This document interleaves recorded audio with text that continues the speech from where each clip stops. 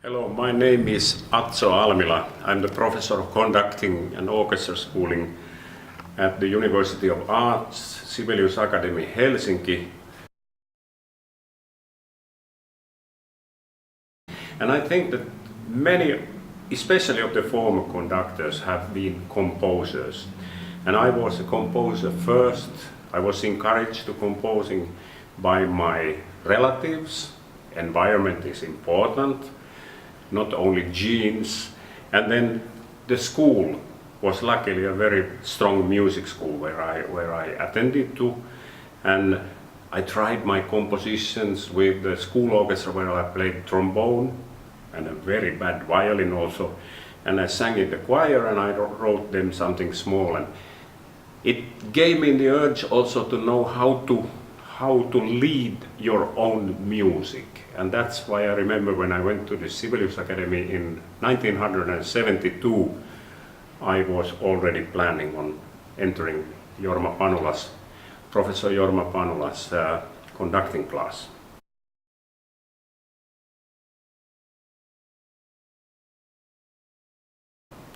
My growth as a conductor is, of course, it's happening all the time. Now I'm 64 years old and I have not stopped learning new things of conducting all the time.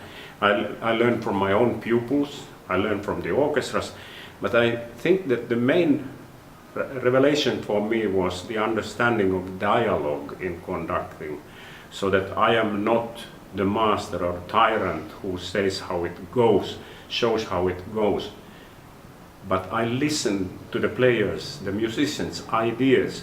I try to be in dialogue also with the composer to see through the score what the composer really meant. This is also why I find it very, very good, useful that as a conductor you at least arrange something or orchestrate something, that you approach the world of conducting or the orchestra from that region, writing yourself. But this dialogue, I think that one of the turning points was in the Beethoven 4th Symphony slow movement, when the clarinet solo, here we are in Kuopio, the former solo clarinetist of Kuopio Philharmonic Orchestra, gave his idea about how the melody line should go, and I looked at him and followed him like I would a soloist in a concerto. So that maybe that turning point.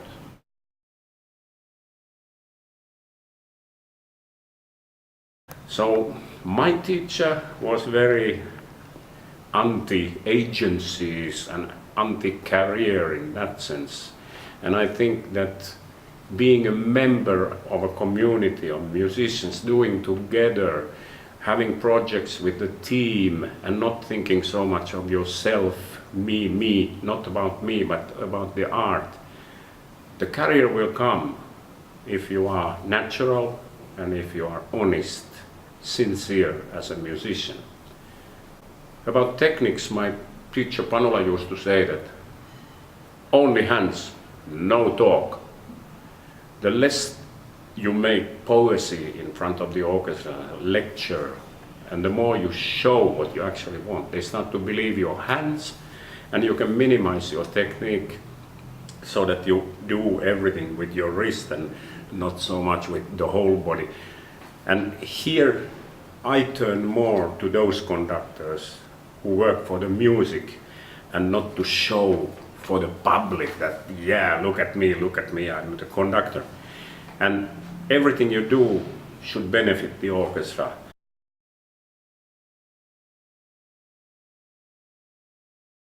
So I have talked about Professor Panula. He was practically my whole life teacher. We teach together now also. So this Jorma Panula thing that help, don't disturb, stays in my mind. Be practical. And Panula, based on the music, play like it's written, come è scritto.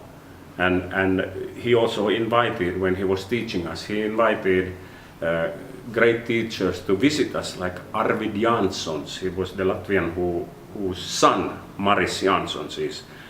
And he told always that we think, he said in Soviet Union, because that was those days, that everything that you do should fit inside those days a small TV set, that you don't go out from the TV edges. Keep it together and you can do everything with your hands there, and you don't need these huge movements where the orchestra doesn't know which hand to follow or the face. So I would say Panula first and Jansson second. They were influencing me as human beings, musicians, deep musicians, and Panula also as a composer.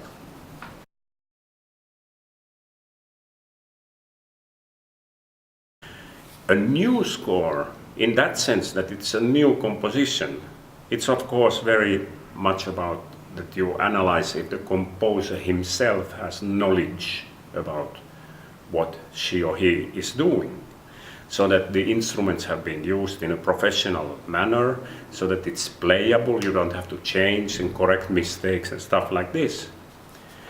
And the other side is old known pieces, and then you end into the world of editions. These that we get more and more knowledge about how the traditions, editions reflect like the way they were written, the staccatos and all this. Mozart, not so much vibrato, sorry to say. Mahler probably didn't hear much vibrato in his lifetime, and so on, so that you get the knowledge that is available from books, from internet, from great conductors like Sir Roger Norrington or Blomstedt, Herbert Blomstedt, so that you listen to, you are ready to change the views and don't get just stuck into that old molto vibrato, very slow Bach version that you have heard when you were a child. So when we think about our profession, we are the servants of the composer, and a conductor is a servant of the orchestra. And all of us with the composer, we try to reach the audience who listens to us. And now, when you get the new score, any new score for yourself, so don't get stuck too much on details at the first reading. Try to get the whole picture, what it's like, this new piece. And what I do first is also that I notice what would probably be difficult to beat, like this 7/8 or something. So I start to approach them, how fast this goes. Try to memorize the metronome numbers, that if you see something like 140, you immediately have a sense how fast it's going to be. And go to details later, so that you don't get stuck to the first page on the first reading. But after you see the whole thing, then you start little by little, like, okay, these groups are playing now, and I notice that the tuba player hasn't started until the third movement, so I know for the rehearsals already that he won't be available for the two first movements. He's coming in the third movement, and possibly I have to cue him in. So all these kinds of practical details start to come in when you get more in. You do the harmonic analysis, and the more routine you have, you hear stuff already from the music, but you have to be able to hit some chords maybe from the piano so that you catch how it will sound like.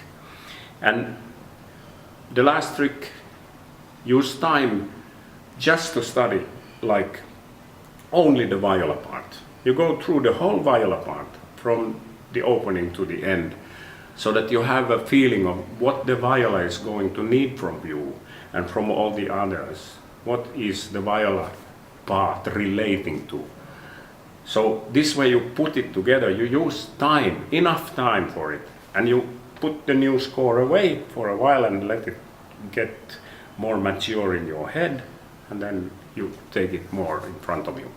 I always use the score when I conduct. I never conduct out of memory.